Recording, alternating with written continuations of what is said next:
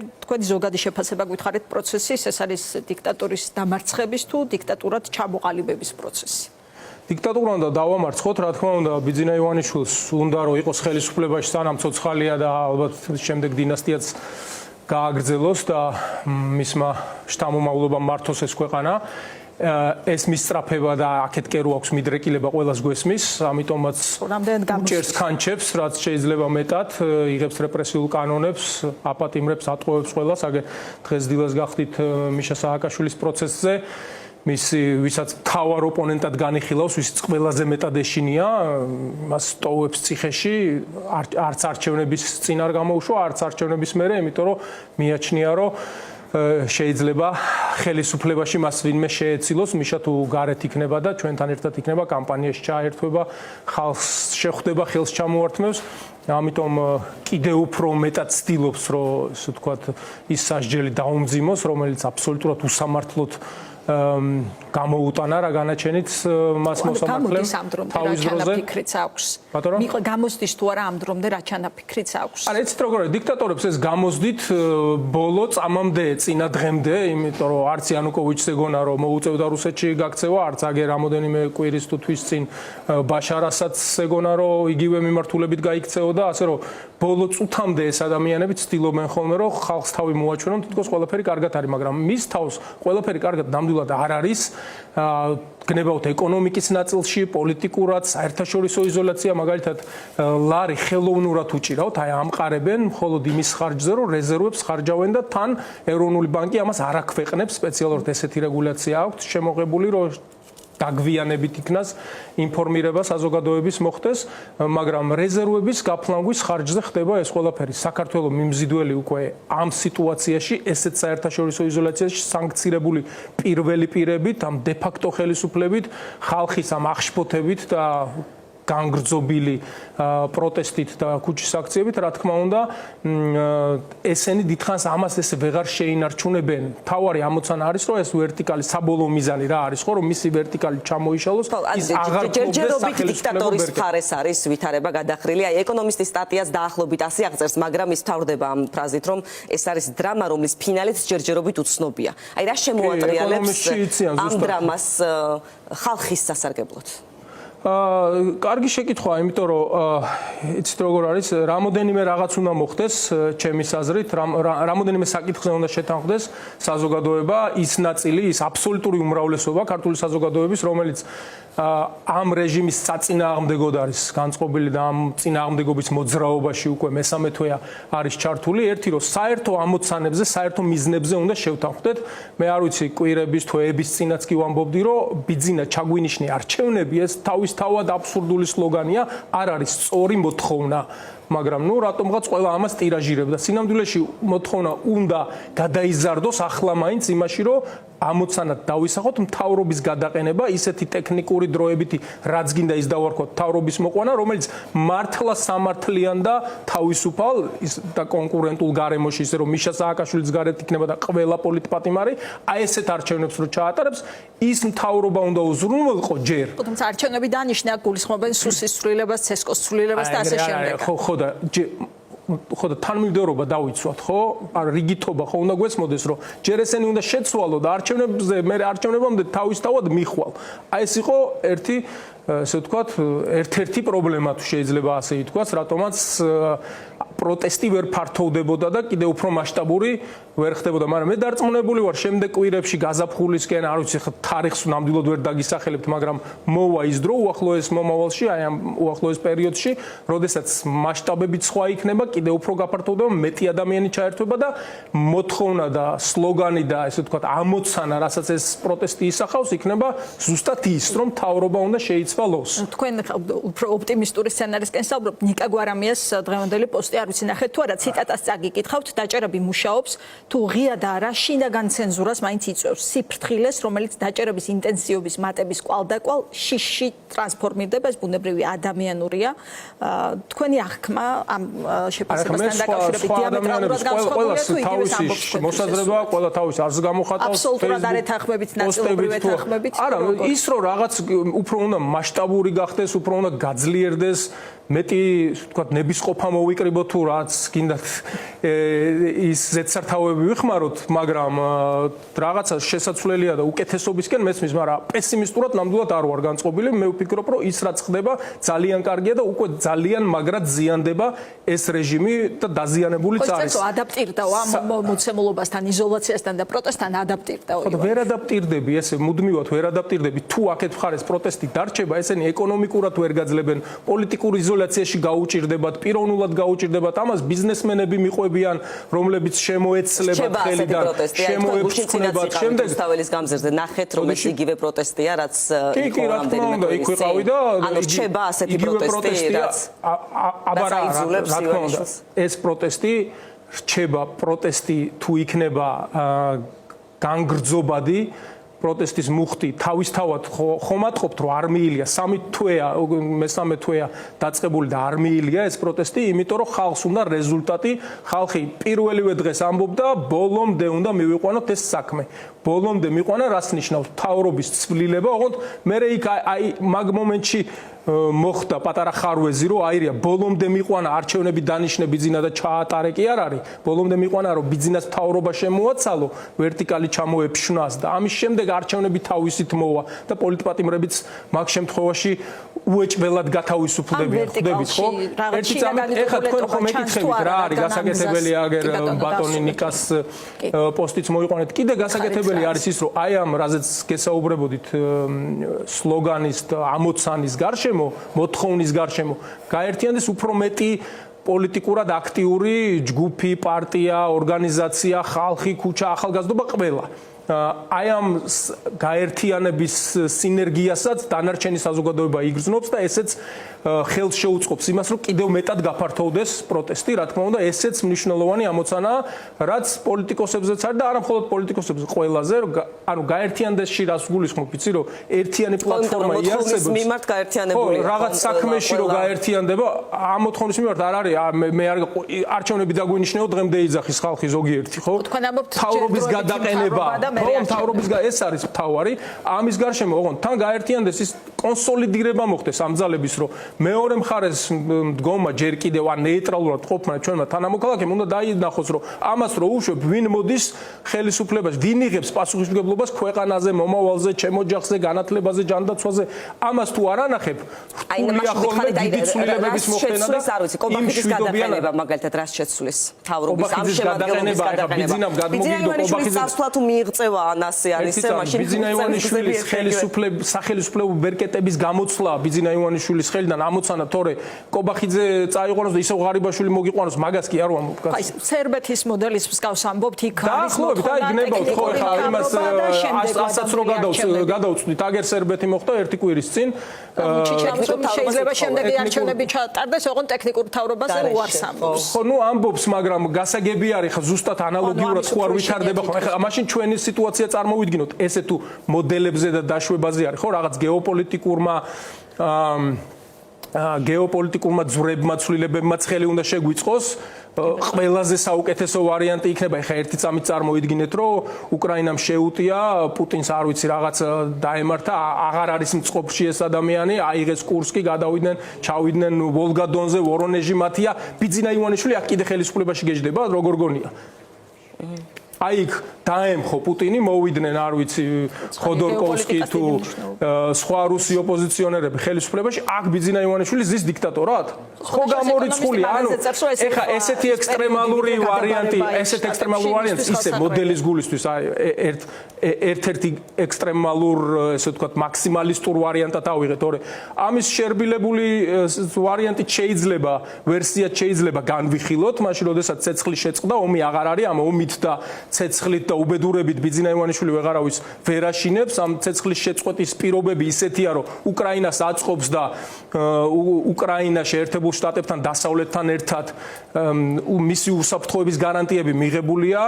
იქ არჩევნები ტარდება, ახალი ხელისუფლება ისევ პროუკრაინულად არის განწყობილი და რასაც დასავლეთში უწოდებენ ხოლმე ქართული სცენარი არ გათამაშდა. ქართული სცენარი იგულისხმება, რომ პუტინმა უკვე არჩევნების გზით მოიყვანოს თავისი მარიონეტი და დასვას რომელიღაც დედაქალაქში ამ რეგიონის ქვეყნებში, ხო? და ქართული სცენარი კარგად თამაშდა, პროდასავლური მთავრობა ამ ეს შემთხვევაც ბიძინა ივანიშვილს სერიოზულად ასუსტებს მის აი ამ დიქტატორულ ზრახვებს და მიზნებს რაც გააჩნია. კარდინალურ ცვლილებებზე ანუ ქვეყნის ასე რომ პესიმისტურად ნუ ვიქნებით, აი კიდე თუ მეკითხებით რა უნდა გავაკეთოთ, რაც უნდა გავაკეთოთ, პესიმისტურად არ უნდა ვიყოთ. ამაზე მინდა პესიმისტურად არ უნდა ვიყოთ განწყობილი, რომ აი ხა ყველა შეეჩვია, ვერაფერსაც ვერ შეეგუება. ეს როგორც ესე გრძელდება, არავის მათთან საქმის დაჭერა არ უნდა, სანქციებად ქვეყნის შიგნით სიტუაციას ვეღარ ჩვენ არ ყავართ ხომ ხედველობაში ჩვენ კითხვებს პოლიტიკოსები და არა მარტო პოლიტიკოსები, სხვა ბევრისგანაც გამიგია. საუბრობენ ბატონ პეტრე, რომ კარდინალური ცვლილებები არის საჭირო, მათ შორის ახსენებენ ახალი პოლიტიკური პარტიების ჩამოყალიბების საჭიროებასაც. თქვენ როგორ უყურებთ ამას? არის ამის რესურსის საჭიროება? გინდა ახალი ჩამოყალიბება, გინდა არსებულებით ძალებს თუ გავაერთიანებთ, ეს სინერგია მოხდება. ოღონდ რაღაც ხელოვნურად კი არა, აი ჩვენ შევიკრებით. აი საერთო ამოცანები გვაქვს ბიძინა ივანიშვილის გადაყენება თუ მისი ძალაუფლებიდან ჩამოშორება ფორმალურად არანაირი თანამდებობა არ უჭირავს ხო ამ კაცს ხდება აი ამ შემდეგი რიგითობით ამ ნაბიჯებით ასე მიიღწევა თავისუფალი და სამართლიანი არჩევნები ასე უნდა მივახციოთ იმას რომ ყველა პოლიტიკურმა პატიმარმა დატოვოს ციხე და მათ შორის ყველა ვთანხმდებით რომ მიშა სააკაშვილის პოლიტიკური პატიმარია რომელიც მე-4 წელია ციხეში ზის და აუცილებლად ჩვენთან ერთად უნდა იყოს ველზე იყოს და ხალხს ეხმარებოდეს ამ რეჟიმის დასრულებაში აი ამ რამოდენიმე ამ თავარ საკვანძო ამოცანას როგორც დავისახავთ, შევთანხმდებით, ხელს ჩამოვართმეთ და ერთიანი პლატფორმით გავალთ. ახალი პოლიტიკური ძალები დაემატებიან ამ საქმეს თუ მხოლოდ ძველები ვიქნებით, ამას არ აქვს პრინციპული მნიშვნელობა, რაც უფრო მეტი იქნება ჩართული, რა თქმა უნდა, ეს უკეთესი არის. აი ეს შესაძლებლობას მოგცემს რომ გაფართოვდეს მასშტაბი დღეს პროცესზე ჩართვა არ იყო ხო დღეს მისი პროცესი არა ეს იცით რაღაც უფრო როგორც მივხვდი შედარებით ტექნიკური პროცესი იყო როდესაც ჩაინიშნა უკვე დასკვნითი სიტყვა მიშა აღგებლებდა სიტყვით დღევანდელ სხდომაზე და ამიტომ არ ჩაერთო თუ ხო არ იყო ამის ადგილი ტექნიკური სხდომა იყო იმ თვალსაზრისით რომ თემურ ჯანაშია რომელიც ასევე გაწირული ყავს გენერალი კაცი ამ რეჟიმს პატიმრობისთვის ძირითადად იმიტომ რომ მიშა სააკაშვილს კიდევ დაუმატონ საპატიმროა და გენერალ კაცსაც წირავენ როგორც ეთყობა ამ საქმეს მისმა ადვოკატმა წარმოადგინა დასკვნითი სიტყვა და ორ კვირაში არის დაახლოებით თუ არ ვცდები უკვე მიშა სააკაშვილის ადვოკატის გამოსვლა დასკვნითი სიტყვა და ამას შეეხებოდა ძირითადად ეს ტექნიკური ნაწილი მოკლედ თეონას კითხვას განვაგრძობ ახალ პარტიებთან დაკავშირებით სალომე ზურაბიშვილმა ახსენა სხვათა შორის ეს თემა ახალი პარტიების შექმნის აუცილებლობა ერთხელ ოღონდ შემდეგ აღარ დაბრუნებია ზუგდიდის სიტყვაში იყო როგორ ფიქრობთ რას მიანიშნებს ეს ერთგვარ უკმაყოფილებასაც არსებული პოლიტიკური სპექტრით შემდეგ თქვა რომ შიდა პოლიტიკა აღარ არსებობს სალომე ზურაბიშვილი. აი იცით რა დიდათ რო არ მოგატყუოთ არ ვადევნებ თვალს ახლა მის ამ ყოველ განცხადებას თუ რა არსებობს რა არ არსებობს ის რას თulis მე ვფიქრობ რომ შიდა პროტესტი რაც არის და რაც რუსთაველის გამზირზე ხდება და რაც ეს ტალღა აგორებული 28 ნოემბრიდან მოყოლებული თუ ეს თუ არ არის პოლიტიკა აბა რა არის პოლიტიკა ახლა თუ იმას გულისხმობს რომ ეს კაცი რეპრესიებს ახორციელებს და ნუ დეპუტატები პარლამენტში აღარ არიან და იქ უნდა იყოს მაინავიზი გასაგები არის ცივილიზებულ ქვეყნებში ასე ხდება რომ რაღაც დარბაზებში იკრიბებიან საზოგადოების ყველა განწყობის ადამიანის წარმომადგენლები დებატობენ დისკუსია კამათია შემდეგ აქ ეგეთი კლასიკური თვალსაზრისით შეიძლება ეგ აღარ გვაქვს მაგრამ პოლიტიკა არის თუ არის რამეც ხელი ამ ქვეყანაში სწორედ ეს არის და ამიტომ უჭირთ აი პოლიტიკა რო აღარ იყოს ეგ უნდა ბიძინა ივანიშვილს ჩააცხროს მიაწყნაროს ეს ყველაფერი სანქციებზეც რაღაცნაირად ვიღაცას მოურიგდეს, რაღაც გარიგდეს, შეადაპტირდეს აი ამ სანქციების პირობებში ცხოვრებაზე, იმიტომ რომ ჩვენ ყველაზე ერთად აღებულზე მეტი ფული მაინც ექნება, მშიერი ნამდვილად არ დარჩება. ბიძინა ივანიშვილი უფრო მეტიც ნებისმიერ მის მიერ ჩატარებულ არჩევნებზე საკმარისი ფული ექნება, რომ გაგიყალბოს, მოისყიდოს, როგორც სამხედრო ოპერაცია წინა და იმის წინა არჩევნები ჩაატარა.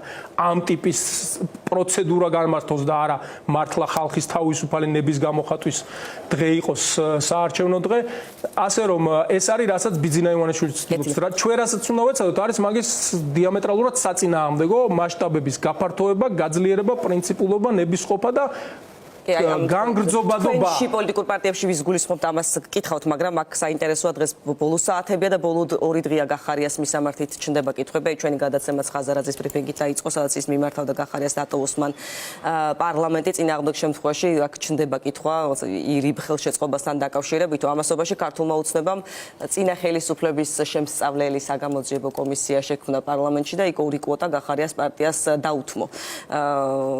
ერთიანობაზე როდესაც საუბრობთ, მოიაზრებთ აქ გახარიას პარტიასაც. გახარიას პარტია თავისი გადასაწყვეტია თუ ბიძინა ივანიშვილის პარლამენტში აპირებს საქმიანობის გაგრძელებას და დარჩენას გამოგყრიანო დარიცხავენ მათ პარლამენტიდან დაუსწრებლობის გამო. იცით რა, ეგეც ესეთი არბიტრარული საკითხია, იმიტომ რომ შეიძლება ეგ არც მაისში მოხდეს, შეიძლება აპრილ-მაისში კი მიიღონ ეს გადაწყვეტილება, შეიძლება სექტემბერ-ოქტომბრამდე გადაიტანონ, ანუ ეს ადამიანები რატო არიან ესე დამოკიდებული ოცნების, ასე ვთქვათ, პოლიტიკურ მიზანშეწონილობაზე და რა გადაწყვეტილებას რა მომენტში მიიღებენ. თუ თვლიან, რომ ლეგიტიმაცია არ უნდა მოხდეს ამ პარლამენტის, დაწერონ განცხადებები, როგორც ჩვენ გავაკეთეთ და რატომ არიან დამოკიდებულები ამ კითხვაზეც გააქვთ პასუხი?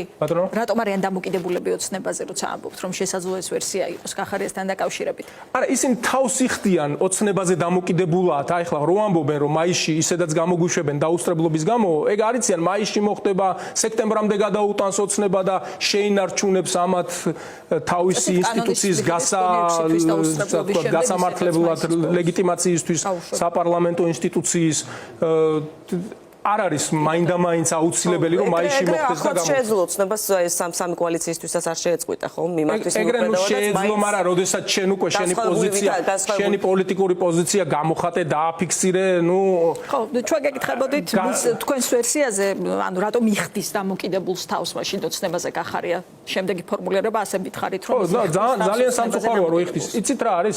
ჩვენ მე კიდე ერთი რაღაცის თქმა მინდა რა, იმიტომ რომ ახან გახარია ახსენეთ, გამახსენდა მისი და მათი ამ ჯგუფის განცხადებები, რასაც ხშირად ვისმენთ ხოლმე და ტოლობის ნიშანს რო სვამენ ჩვენსა და ოცნებას შორის.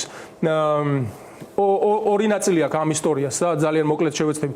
პირველი ის რომ როდესაც ჩვენ ბოლო 12 წელია ოპოზიციაში ვართ და მართლა ამ რეჟიმს უებრძვით 2012-13 წლიდან მოყოლებული, ამის ნამდვილად არავის დამადლება საერთოდ არ მინდა. არავის ვინც 1 წლის წინ 6 თვის წინ შემოვერთა ზუსტად ისეთივე ოპოზიციონერი, როგორც მე.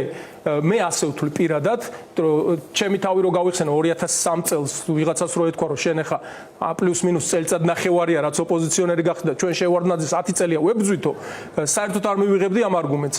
ისევია დღესაც. ყველას გაუმარჯოს, ღმერთმა ხელი მოუმართოს, ჩავკიდოთ ჩვენი გასაკეთებელი გავაკეთოთ, რომ ეს რეჟიმი დავამარცხოთ და დავასრულოთ. ამას არავინ, ასე ვთქვათ, ნიშანს ამ ნაწილში არავის არ უგებს. ჩემი გადმოსახედიდან. მაგრამ ის რომ ჩვენ შორის ტოლობის ნიშანი დაცვა, ოცნება უდრის ნაცებს და პირიქით, აი ეს არის ყველაზე დიდი აბსურდი, რაც შეიძლება წარმოიდგინო. პოლიტიკური ძალა, რომელმაც ჭაობიდან ამოიყვანა, აი მართლა კიდევ მიშას დაუბრუნდები, მისი ხელმძღვანელობით ეს ქვეყანა შემოაბრუნა ევროპისკენ, ცივილიზაცია შემოიტანა ქვეყანაში, აი პირდაპირ და გადატანით მნიშვნელობით გაანათა ხო საქართველოს სახელმწიფო ინსტიტუციები შეიქმნა და ქართული სახელმწიფოებრიობა პრინციპში დაიწყო 2003 წლიდან მოყოლებული ბოლო 200 წლის განმავლობაში რაც არ გქონია.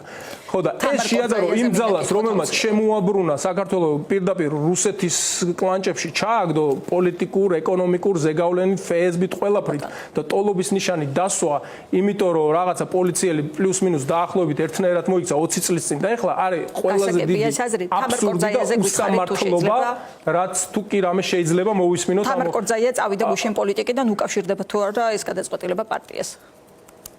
პარტიას არ უკავშირდება, პოლიტიკას უკავშირდება პარტიას, როგორც მივხვდი, არ უკავშირდება და ალბათ თვითონ თუ შეეკითხებით, გააკეთებს უფრო დეტალურ განმარტებას. ნამდვილად არ ვიცი, ჩვენ გითხრა რაღაცა პატარა ჩატები არსებობს, სადაც ერთად ვართ და კი სანამ ოფის გააკეთებდა საჯაროდ ამ განცხადებებს, ჩვენც გვამცნო თამარმა, რომ თქვენ როგორ აგიხსნათ? ეხლა არც ჩვენთვის დეტალები არ მოყოლია, რომ არ მოგატყუოთ, მიწევს პოლიტიკიდან, ეს ასეთი გადაწყვეტილება მივიღეო და ამ ეტაპზე აღარ მონაწილეობ პოლიტიკურ ნამდვილად იქნება, მე ვფიქრობ, რომ იქნება, იმიტომ რომ ძალიან გამოცდილი, კარგი იურისტი იყო, ადამიანის უფლებათა დაცვის საქმეში იყო მართლაც უბადლო სპეციალისტი და მეორეს მხრივ თუ კი ვინმე მაგრად მუშაობდა აი ამათი საარჩევნო დარღვევების და გაყალბების გამოვლინებაში ერთ-ერთი ასეთი თამარი. დიდი მადლობა.